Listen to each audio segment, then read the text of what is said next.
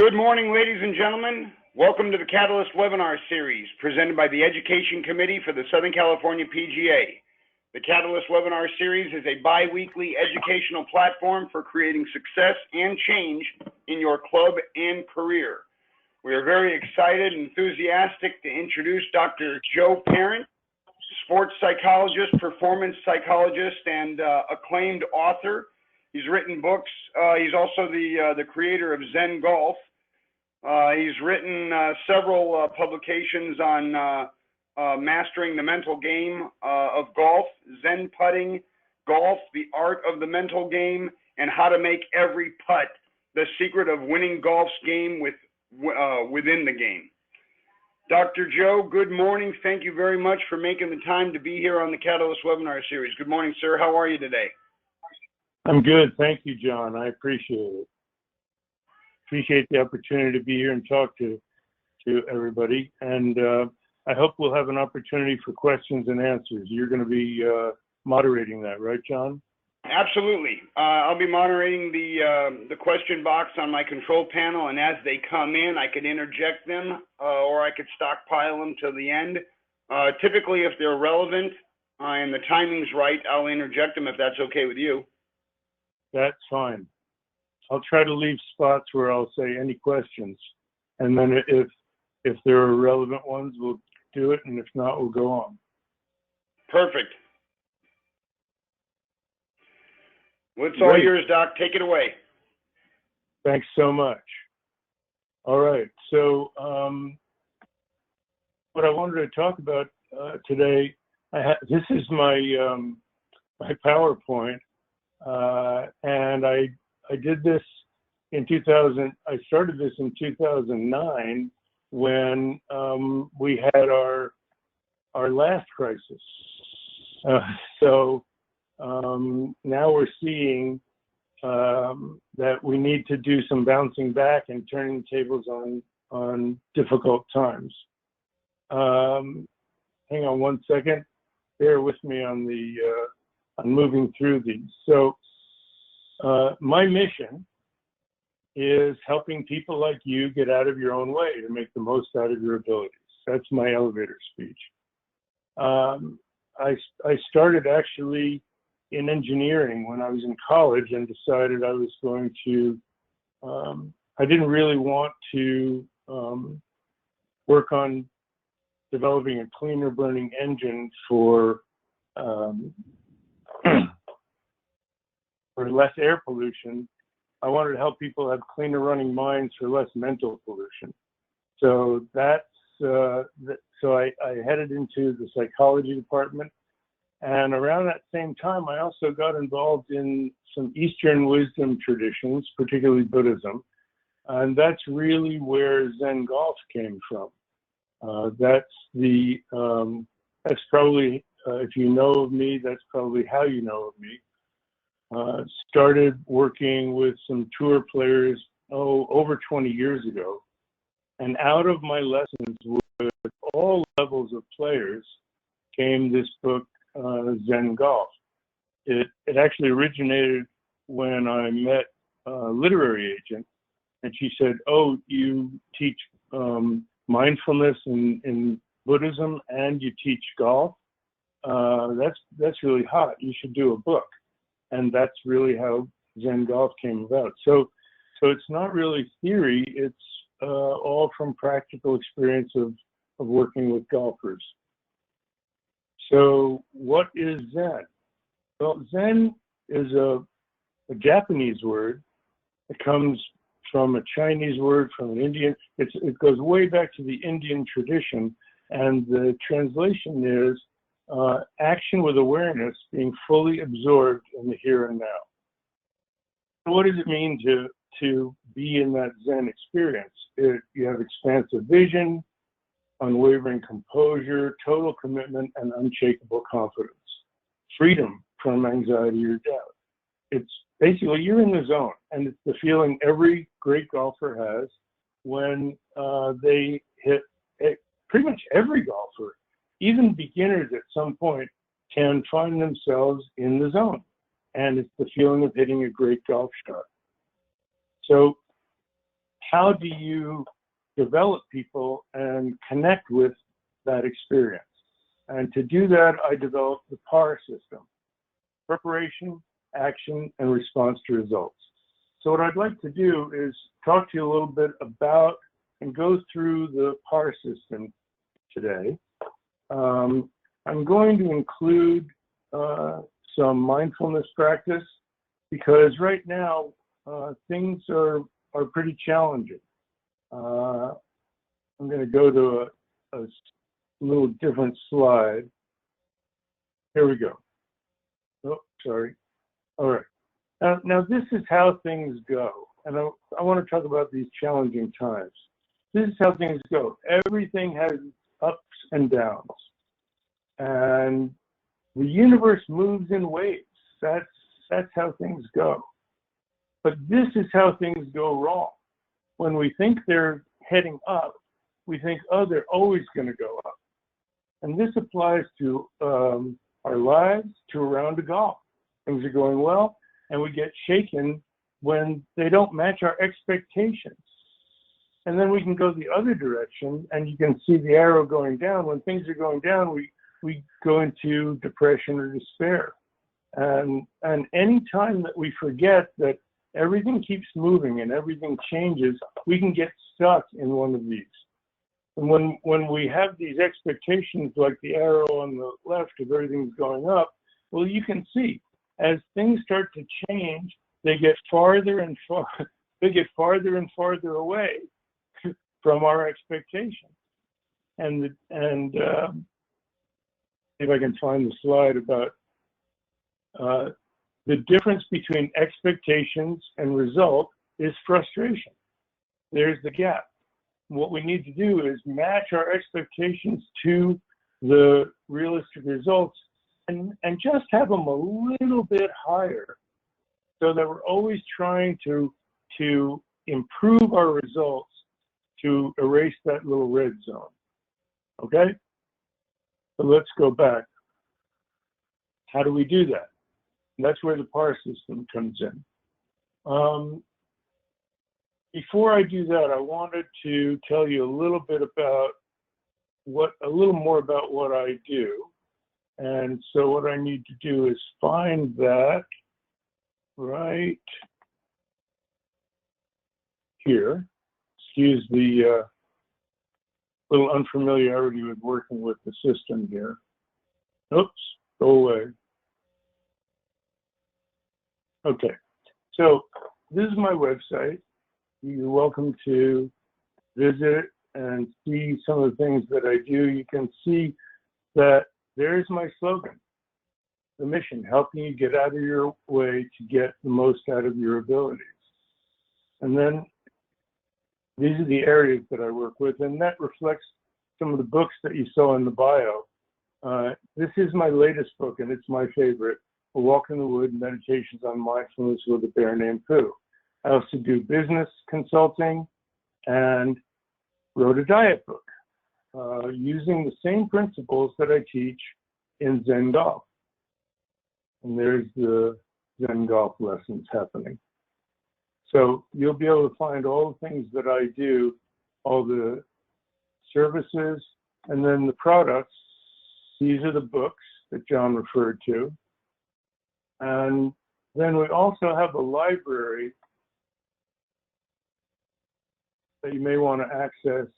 And these are readings from the Walk in the Wood, my business talks, mindfulness, and then here are my YouTube channel of golf and sports presentations. Okay, so let's go back to the PAR system. And I'm going to talk at the end about how we can work together. I have an affiliate referral commission program, or ARC, and that's going to allow you to get commissions on individual lessons, clinics at your club, and business keynotes. So we'll talk about that a little bit later. Okay, and there I am. Hi, I'm going to be doing a little mindfulness session, so I wanted you to be able to see me. The PAR approach: preparation, action, response to results. Everything has a beginning, a middle, and end. And if we use our preparation to have the best action, and we learn from it in our response to our results, and be able to put that back into the next preparation, then we have a path of continuous improvement. In Japanese, they call that Kaizen, path of continuous improvement. So let's start with preparation.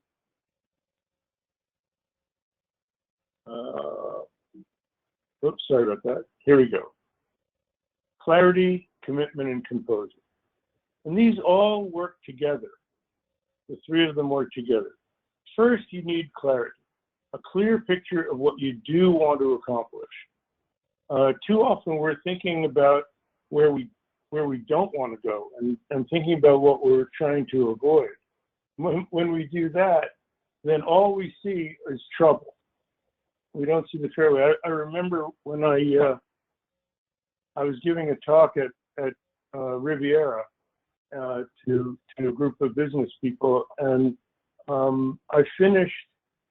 I started my talk right after Scott McCarran had done his, and he was describing how difficult the 18th hole was. He said, you know, the ball's below your feet when you got to hit over that hill, and the ball's below your feet, and you got a wall of rough, of Kikuyu rough on the left side. You don't want to get stuck in, and it drops off from the right side to a hot dog stand, and it's a really tough shot. So I asked people, I said, what visuals came to mind when that happened? You saw rough, you saw a hot dog stand, you saw the ball below your feet, but you didn't even see the fairway and the green. What if you described it this way? The ball's a little below my feet, so that's going to promote a left to right action. And for lefty, the ball's above your feet, still a left to right action, which matches the shape of the hole of the fairway, curving slightly from left to right, and then into the green. And if you just play to the left center of the green, the ball will feed back to that back right pin. And as soon as I said, so what were you picturing there? All they saw was fairway and green. So you want to have a positive picture of what you're trying to hit.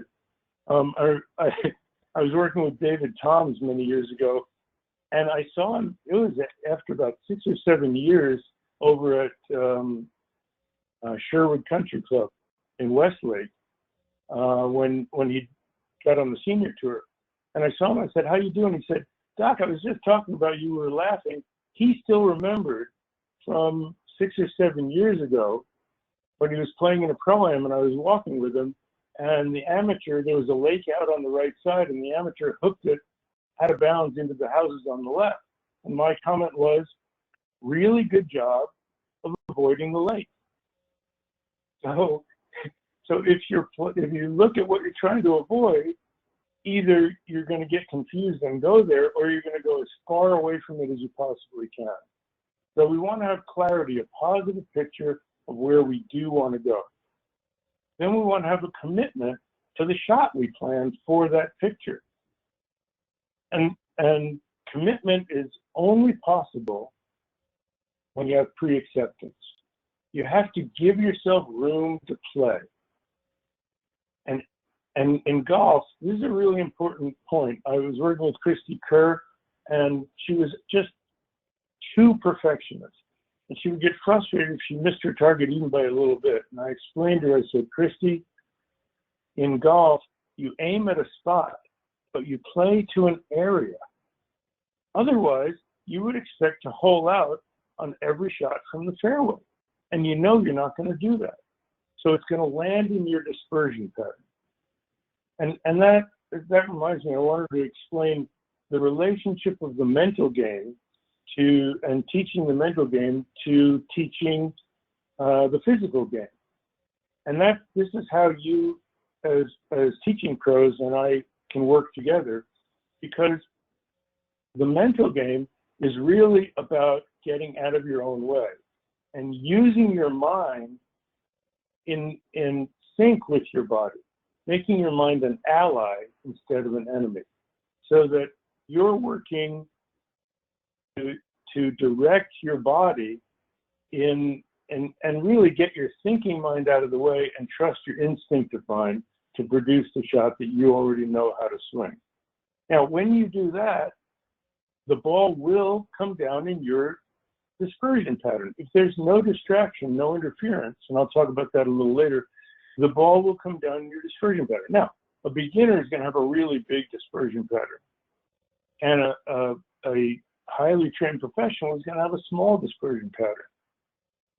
When golfers come to you, what you're trying to do is shrink their dispersion pattern and, to give them more distance, get it farther away from them. I can't do that. That's your job.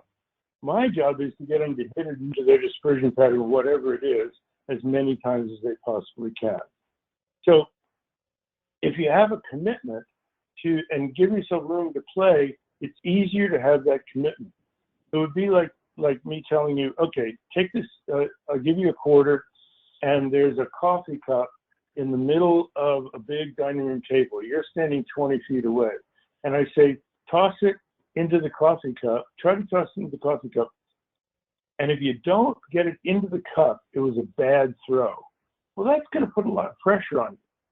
But if I say toss it toward the coffee cup, and anywhere it lands on the table, it's a good throw, you'll be completely relaxed and have a lot more freedom. So it's easier to make a commitment. Now, a commitment to your target and your area, but also you need to have a commitment to the plan, the club that you chose for it. And sometimes, if we don't really have a commitment, if we say, well, you know, I think I'm between clubs, I think I'll take the longer one. And on the way down, you go, uh-oh, too much club, and you chunk it. Or you take the shorter one, and you say, on the way down, you think, oh, not enough club, and you gun it. It means you really haven't committed to the plan that you made. So that's necessary to have proper preparation, to have a clear picture where you do want to go, and a commitment to your plan. The third part is composure. Now, you can have clarity and commitment, but if you're all uptight, if you don't have composure, you're going to get quick at the top, you're going to shorten your swing, you're going to do something that gets in the way, because when we're under stress, if we don't have composure, our energy moves up in our body and faster. Nobody says, I was really down tight yesterday. No, you were uptight. Everything moves up and faster.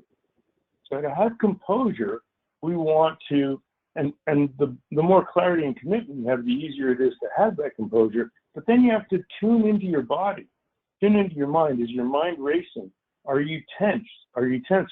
Are you white knuckling your grip on the club? So what I like to do as part of the preparation, after you've chosen your target, visualize the shot, have a commitment to the club you've chosen for it, in your pre-shot routine, before you walk up to the ball, taking a nice full breath and getting yourself settled. Because we use our breathing to move our energy down in our body, feel the ground under us, and slow it down and move it down. And I sometimes use the slogan for my players, breathe it down and feel the ground. So I thought this would be a good time to work with you a little bit on breathing and mindfulness and composure, because for anything you do, this preparation is not just for a golf shot. This is preparing for a tournament, but this is also for everything you do during the day. To have clarity, have commitment, and composure. And this is what I teach in my business keynotes. So let's spend a little time on composure, okay? Let's start with breathing. Now, sometimes people say, let's take a full breath, and their shoulders go up, and it really isn't. So I want to play a little video for you that has to do with that full breath. Here we go.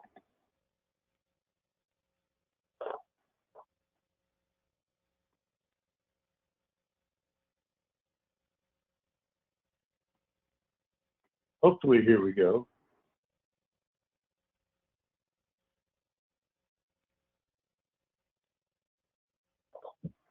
Well, these things happen. That's why you have to have composure.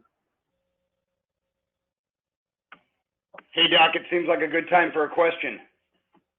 Yep, let's do that. Nutrition is often overlooked. I'm going to drop, hang on one second. Let me drop out of this. Not sure what happened there with the video, but things happen. Okay. Nutrition is often overlooked in golf, and the foods associated with golf often hinder performance. How does nutrition fit into your golf teaching? Oh, that's a really good question. Okay, let's go to, I'm just going to leave this screen up for a little bit. How does nutrition fit in? Okay, well, what happens, and I'm not a medical doctor, but clearly your blood sugar and what happens with your digestion and your brain all work together, and people know that. So the recommendation is, obviously, you want to take care of yourself in every physical way. But during a round, I try to recommend to my players to have a little something to eat every few holes, rather than a big meal at the turn. And that's an interesting thing. This is a little bit of an aside, but this happens for almost everybody during a round of golf. You know what Amen Corner is at the Masters, right? 11, 12, and 13. So just after the turn, everybody has their own Amen Corner experience during a round. And this is where nutrition can come in. It's kind of a perfect storm. Right there, you can see the finish line, but it's not quite close enough to put in your final last 3 holes kick of adrenaline. And you're a little tired at that point going through the round. Early in the round, if you make a mistake, you feel like you got a lot of holes to make up for it. But here, at 12 or 13, you don't have that many to make up for it. So it puts a lot more pressure on you. And if you had a big meal at the turn, or you didn't take care of eating properly or drinking enough water, if you get dehydrated, it really depletes your mental game. Dehydration can really take away from your mental game. Lack of nutrition drops in blood sugar, takes away from the mental game, and you make bad decisions during that time. So it's really important to realize that all sorts of things are going on right then, and taking care of your nutrition all the way through the round so you have a steady level of energy and steady hydration is really important. Is that helpful? I hope that's helpful. Okay, John? Yes, sir. Thank you. All right. So, in the absence of our video, I am going to just do the instruction with you directly here. Okay. So, when you take a deep breath and you go, and you see a lot of players do that, what's happening there is you're really taking a very shallow breath. Your breath only comes down to about here. So deep breath is taking the air in, and you breathe in through your nose, it's helpful, and let it go all the way to the back and down, and feel like you're not just filling the top of your lungs, but filling your whole body. It's almost, and sometimes they call it belly breathing, that you're breathing all the way down and filling your body. And if you let your back widen a little bit, feel like your back is getting wider and longer as you breathe in, it takes all the air into the back of your lungs and the bottom of your lungs. And so you actually end up being smarter because you're getting a lot more oxygen into your blood. Deep breath in, leave the shoulders down. So I'll try to demonstrate here. I got a funny thing, you're going to see Zen golf backwards because I'm in my photo booth here, but you see I can feel like I'm filling my whole torso all the way down to my belly without moving my shoulders. My chest comes up, my back widens and lengthens. And then slowly breathe out, mouth and nose, like a soft whistle. Let's do it together for 3 breaths, okay? Breathe in. Slowly breathe out and just leave it out at the end for a second. Breathe in again. Chill. Slowly breathe out. Leave it out for a second. Breathe in. Slowly breathe out. And leave it out. Now breathe in naturally. And what you'll find is, as you breathe out at the end of that out breath, you're really grounded, your body's settled, and your mind is quiet. So isn't that a great opportunity for a good golf shot? Quiet mind, settled body. That's the idea. Okay? Now, since we're in the photo booth, let's take an opportunity to use that breathing. And I want to give you a little instruction in mindfulness practice that's going to help you through these challenging times. The breathing that I did is something that you can do right before a golf shot. Okay? So you stand behind the ball, feet together, facing out towards the target. 1 breath in. As you breathe out, feel like your center of gravity sinks down. Breathe it down and feel the ground under your feet. And if you're feeling the ground under your feet, you're out of your head and into your body. Your feet are the farthest place from your head. So breathe it down, take a full breath in, but breathe it all the way out. And as you breathe it out, sink down. Okay?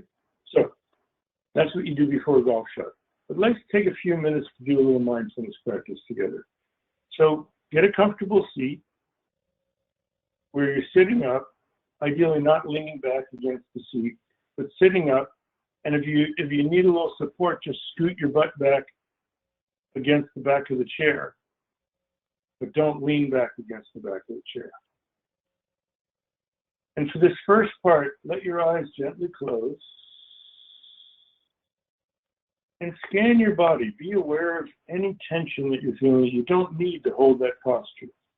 You want to feel like your posture is like your spine is a tent pole, and the rest of your body is just hanging from it, like canvas hanging down from the tent pole before it's pulled out into the tent. Be aware, top of your head, eyes, ears, cheekbones, and your jaw. Sometimes we have a lot of tension in our jaw, we don't realize it. Just let it soften, let it melt, and feel like the tension is just melting and flowing down and out of you into the earth. Your neck, we mentioned shoulders. I see people, they come in like this, and I say, relax, and they say, I am relaxed. And I go, oh my God, I had no idea. So just let your shoulders hang there. You can lift them up if you want and just drop them and feel that. Move your jaw, let it soften. And if your lips part a little bit, that's fine. Lift your shoulders, let them drop. Feel them soften. Chest, upper back, upper arms, rib cage, lower back, deep belly. You'd be surprised how much tension we hold in our deep belly. Just let it. In fact, you can tense it intentionally, and then just let go. Without losing your posture, just let it soften. Hips and pelvis, thighs, forearms and hands, knees, calves, ankles, and feet. Take 1 full breath and just breathe out and sweep out that unnecessary tension. Great. Now, we usually think of our minds as being up here behind our forehead. That's just because your eyes, ears, nose, and mouth, all the sensory input is up here. But you can let your mind drift down in your body. Let your mind drift down like a leaf gently flowing down to the bottom, floating down to the bottom of the pond, settling down. Let your mind go down past your throat, down past your heart, past your solar plexus, down past your navel, and let it settle in the deep core of your torso, a couple of inches below your navel, just in front of your spine. Feel the width of your body front to back and side to side. Let your awareness just rest in the middle there. It's quiet down there, like the bottom of a pond. And as you breathe in and out, you can feel your lower torso moving, expanding and contracting like gentle currents at the bottom of that pond. And imagine that your body is just settling down, getting more and more grounded to the point where you're practically merging with the earth. So you're merged with the earth, but your upper torso is extending upward like a mountain. Let your breath come and go naturally to the next part of this practice. Let your mind be open to whatever you're going to experience, like the sky. Body like a mountain, breath like the wind, mind like the sky. Now, gently open your eyes, and if you'd like to be less distracted, just look slightly downward. You don't need to look at the screen. But be particularly tuned into the experience, the internal sensation of breathing. Filling as the breath comes in, emptying as the breath goes out. You can feel the breath, cool, dry air coming in through your nostrils, filling your torso, emptying your torso and going out through your nostrils and your mouth, warm and moist. Be aware of the internal sensation, particularly of your torso, filling as you breathe in, emptying as you breathe out. Just let your mind rest on that sensation, filling and emptying. You can label them if you'd like, if that's helpful for focus. Breathing in, filling, breathing out, emptying. You do that for about a minute. What you'll find is that at a certain point, your mind wanders. You might start thinking, oh, this is relaxing. This is like that yoga class I took. I wonder what happened to that instructor. I think she went to New York. I really like New York. That play I saw. And suddenly you're watching a play in New York. It happens that fast. When you realize you've drifted off into a daydream, just smile, have a sense of humor about it because our minds do wander. And then bring it back to your body and the internal sensation of filling and emptying. Often if you wander into a daydream, your posture will start to degrade, like you're getting sleepy. Just reinvigorate your posture, be aware of the filling sensation and emptying sensation as you breathe in and out.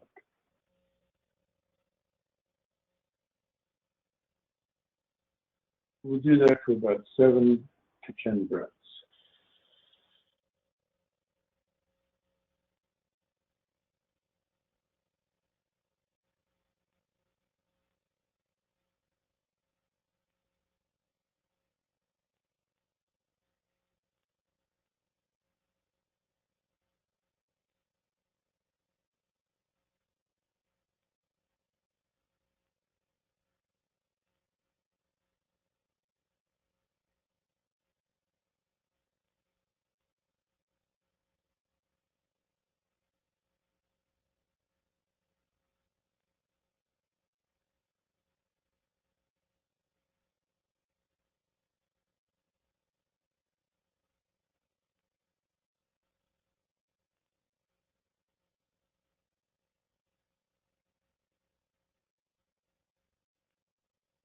Great. Thank you for your kind attention. So, there's your introduction to mindfulness practice. Now, what's the value of this? Well, the value is you may have felt by the time you got to your last breath that your breathing had slowed and calmed down, and you felt a little more settled. Or you may have felt like your mind was racing all over the place. So one of the things that you experience is awareness of what you're experiencing. And the other is the practice. Practice is catching your mind when you wake up out of your daydream, bringing it back to what you were paying attention to. That's actually the definition of mindfulness, remembering what you were doing. So remembering what you're doing means, oh, got distracted, back to my game plan. What was I doing right now? And that applies when you're out on the golf course and you get distracted, you start thinking about other stuff, it's time to play your shot, use your mindfulness practice. Bring yourself back to what you were doing. Clarity, commitment, composure. Okay? Back to your preparation for your shot. So, I want to go through the rest of the PAR approach. And the second part is action. Now, action means that you take your commitment and your composure into the shot, into the swing. And here's what I need you to understand. The main source of interference with making a free swing is worrying about results. Working with Christy, she came up with this acronym. If you worry about results, WAR, you're at war with yourself. So what does that mean? It means that if you're worried about results, you're likely to start trying to, as you swing, to be helping the ball go where you want it to or preventing it from where you don't want it to. Sometimes those are the same thing. If you're worried about going to the right, you might help it by turning it over and rolling your hands over, and you get a big hook. Well, you've done a good job helping it to draw and preventing it from going to the right, but you end up with a bad shot. So it'll always manifest as you swing in guiding or holding back. Now, the opposite is being free from interference. So if you're not worried about the results, if you have clarity, commitment, and composure, you have peace of mind. That leads to a swing with commitment and trust, and you'll be able to focus, feel, and fire. You see, if you don't have commitment and composure, you lose your focus, you lose your clarity. So having that commitment and having that confidence lets you focus on the shot, on your plan, feel the shot you wanted to make, and go ahead and swing with that focus on the target. Your mind is focused on the target. Your body's feeling the feel of your swing keys, and you fire through without any holding back. That's the ideal action. Now, finally, response to results. Well, you've got three kinds of results in general categories. Great shots. This is what I want you to say when you hit a great shot. I want you to say, that's how I always hit it. And add on, when I have good preparation or good commitment. Something in your preparation or action, not a technical thing, but something like, that's how I always hit it when I breathe and get grounded. That's how I always hit it when I'm really ready to play and commit. That's how I always hit it when I trust my swing. Something like that. Now, if it's not a great shot, but usable, instead of picking out what's wrong with it, which is what golfers constantly do, we're great critics, aren't we? I want you to say, oh, that was close. And what I want you to do is not leave that spot, but make a erase and replace swing. Erase the swing you made and replace it with the one you really wanted to make. You'll feel a little bit of difference. Maybe you were holding back a little bit. Maybe you were guiding a little bit. And when you make that swing with freedom, you go, oh, all I have to do is free it up. It's going to be a great shot. And last, real stinkers. You got to say, where did that come from? Now, you might have hit one off the planet, but you don't realize you were aimed there. It could have been from your setup. But almost always, the really, and actually that's where the close shots are. You're offline, it was just your setup. But the real stinkers, where did that come from? Almost always mental. You can even say, what was I thinking? What got in the way? Did I have clarity? Did I have commitment? Did I have composure? And almost always something will be lacking in that area. So you use the response to results, again, erase and replace, and make a commitment that your next preparation is going to be better. And this is how you use your response to results. The first one, reinforce. Reinforce the success. The last one, learn from your mistakes. Okay? And then I want to share this with you. In these challenging times, this is the serenity aspiration. May I have the serenity to accept the things I can't change, the courage to change the things I can, and the wisdom to know the difference. So that's something that's really, really helpful to keep things in perspective, because everything comes and goes. There are ups and downs like that. That's how things go. And finally, if you can do all these things, you will lead a rich life. Treat yourself and others with respect. Be recognized as a person of integrity. Trust in your unconditional confidence, and fulfill all your commitments with honor. So thank you so much for your kind attention. And we have time for one or two questions. Yes, indeed, Doctor. Thank you very much. Can you talk a little bit about the catalyst, no pun intended, for Zen Golf, and what was going on in your life and your career that prompted the writing of that book? Well, I can start with how I got involved. I always played golf as a hobby. This is in the 1970s, and I was teaching a mindfulness program.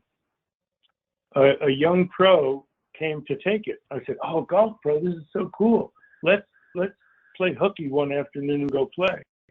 And he said, "Tell me what my mind is doing on the golf course." And I said, and this is while I was doing my PhD in psychology. So he said, "Tell me what my mind is doing on the golf course." And I said, "I'll tell you what your mind is doing. You tell me what my body is doing." And we became really good friends, and the fairways became our laboratories. So that's really how Zen Golf originated. In fact, we were going to write the book together, but his wife didn't want him to share the glory. So he said he had to do his own, and I did my own, which actually I didn't mind, because I really wanted to specialize mainly in the mental game stuff. So I was working, and then I told you, I was teaching this. Afterwards, I developed my own program and taught the combination of mindfulness from the Zen tradition and the overall Buddhist tradition. Not the religious part, but the mindfulness, working with your mind, and equanimity and contemplation part, along with my psychology. So it was an East-West combo, Western psychology, and my work in golf and my love for the game of golf.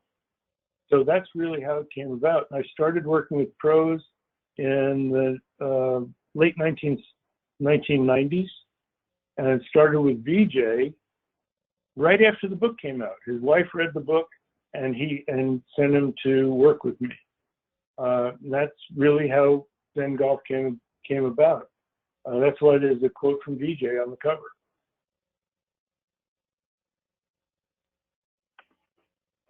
Many golf students are very focused on the technical aspects of golf and the golf swing, and we instructors are often use technology to cater to these needs, launch monitors, swing positions, video, etc.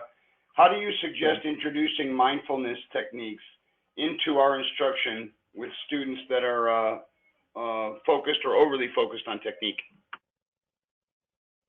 That's a great question. Okay, so first, the mindfulness lets you tune into what you're experiencing in the present moment, here and now. So you get out of your expectations. it takes you out of comparing what you did just then to the past, comparing it to your expectations for the future, and you can really focus in. And when you give them the technical information, mindfulness lets them translate that into what they were feeling. Because you can say, did you feel like you were swinging, what did your swing plane feel like? They're going to say, I don't know, because they're not aware of it while they're doing it. But with mindfulness, they're aware of how they're moving. It's action, that's the definition of Zen, action with awareness. They're aware of how they're moving as they're moving, and they can tune in and you can say, look, this was your swing path. It was outside in. Could you feel it? And they can say, yep, as I was coming down, I could feel I pushed my hands forward. You go, great, okay, let's swing and have the feeling of keeping your hands behind your shoulders, or however you would describe what you want them to feel. And keep in mind, people respond to visual, they respond to feel, they respond to auditory, all those different modes of teaching, but mindfulness lets you translate that in. And finally, I wish I had 2 hours to talk with you guys, but the whole thing is you use the technique stuff, and I call it drills for skills to groove a move. You do that on the range until it becomes second nature, and you match the technical skills you're giving them with feels that they can take out to the golf course. Feel keys, not swing instructions. I have a chapter in Zen Golf. During your swing is not the time to give yourself a lesson. You have to translate that into feel keys, and you can't have feel without awareness. That's where the mindfulness comes in. When you get out on the golf course, do your feel keys in your practice swing, and then turn it over to trust. Connect with the target, connect with the ground, and trust your swing. Before we finish, I know people have to go. I did want to mention, this is these are the ways that we can work together. And that is my ARC program. So it's an affiliate referral commission. So for all referrals that you give of students that you send to me, individual and group lessons, whether they're hourly, half or full day, playing lessons, packages, your commission is 10, 15, 20% on the first, second, and third or more students. And you get to tell the students, hey, if I recommend you, they're going to give you a 10%, I'm going to give you a 10% discount. I can also come and do clinics at your club, and you can learn more about them if you go to my website. It's a teaching clinic like I just did. It's also a putting clinic and a range clinic to work on your routine, and taking people out on the course. It can be any variety. Again, you'll get 20% of that, and you have the option to be a co-teacher if we get more than 6 participants and get paid to do that. And finally, if you have students who are in business and refer me for a business keynote, which are usually in 4 or 5 figures, then you get 10% commission, which is double the usual industry standard. So I wanted to offer that to everybody. And any questions you have, and the last thing is, I wanted to offer the opportunity. I do mentoring. Actually, I think I have this in the, here we go. Sorry. Here it is. A coach-to-coach mentor program. And that is, if you would like to be mentored in the mental game, I do that, and what you pay me is what you charge for a lesson. So it's hour to hour. And, if you have, when we get together, I might need some tips on my swing, so we'll do a trade, even. So those are some of the opportunities I want to make sure I shared with people. Any other questions, John? Yes, sir. How do you compare the thinking between various types of students with different goals between the three levels of tour, college, and club member? Oh, that's a really interesting question. Okay, let's go back to, there we go. This is what they all have in common. They all worry about results, and that creates helping or preventing and guiding or holding back. Now, this is something interesting I want to share with the as teaching pros. Okay, and this goes to the technical thing. I often see what the student does at all levels present what they think is a good swing, but what they really are trying to do is hit a good shot. So they put in all sorts of guiding and holding back. And when you see that, you see the guiding and holding back. So you think that's what you need to work on. I can't tell you how many pros try to teach people how to release the club, but really it's not a question of them not knowing how to release the club. They're afraid to release the club because they're trying to guide the shot where they want to go. So what you need is to get them to say, look, show me a completely free swing, and don't worry about where the ball is going to go.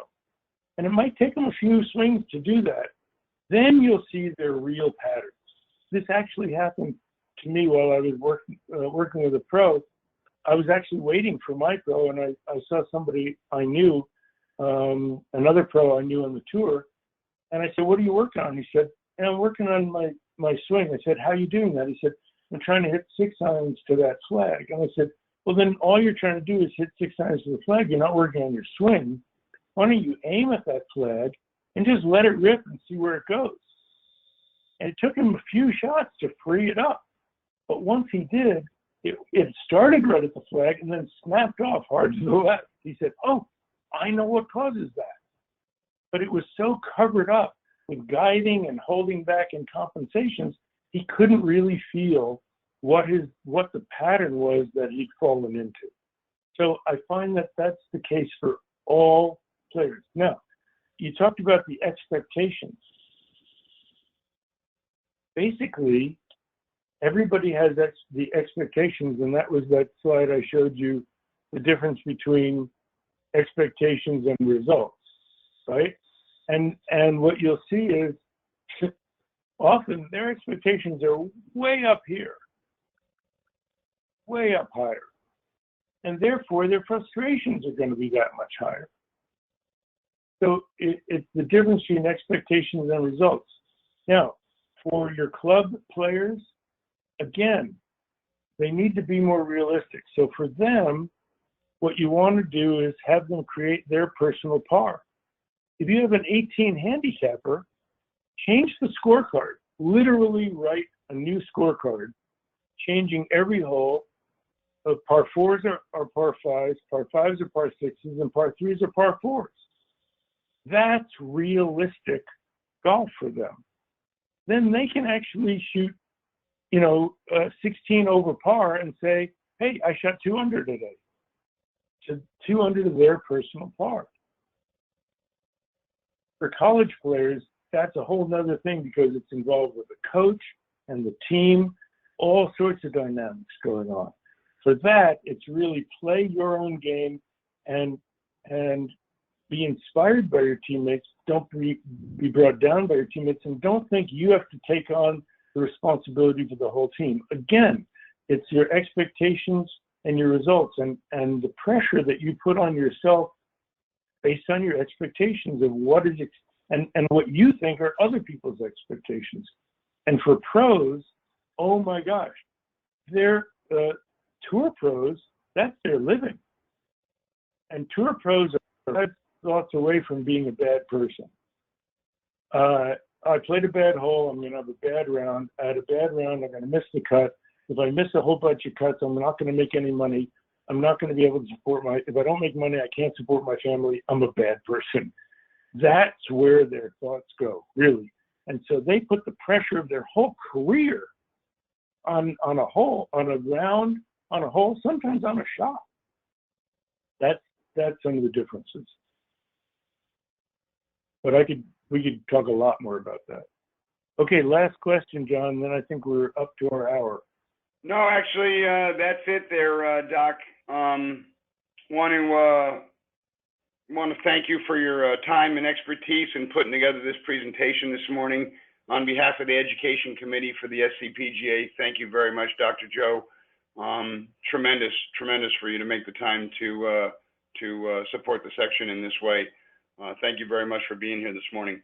For all the PGA members on the call, we put a policy change in. We no longer send out the quiz link for the MSR credit. So if you're on the live Catalyst call right now, you do not have to take the quiz and pass it to get the 1 MSR credit for attending. However, if you access the YouTube recording after the fact at a later date, you do have to take the quiz.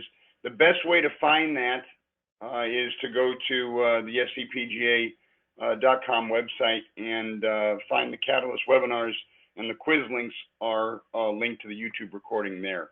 But if you're on the Catalyst going forward, you no longer have to take the quiz to get the MSR credit for attending. I want to thank everybody for making the time to support the Catalyst webinar series. Next week, next Thursday, May 21st, we have Aaron Weintraub on the mental side of golf performance, going to be joining us on the Catalyst. And the week after that, on Thursday, May 28th, we have Robin Shelton, PGA Master Professional and CCM, presenting on Inside the Magic Kingdom, how Disneyland's marketing strategy can help improve your club. Once again, Dr. Joe and Ken Ziegler, you're on the call. Ziegler, thank you very much, you two, for putting this together and being here this morning. We really appreciate it. Thank you, Dr. Joe. Thanks, John. Have a great day. Have a great day, everybody. Stay safe, stay sane.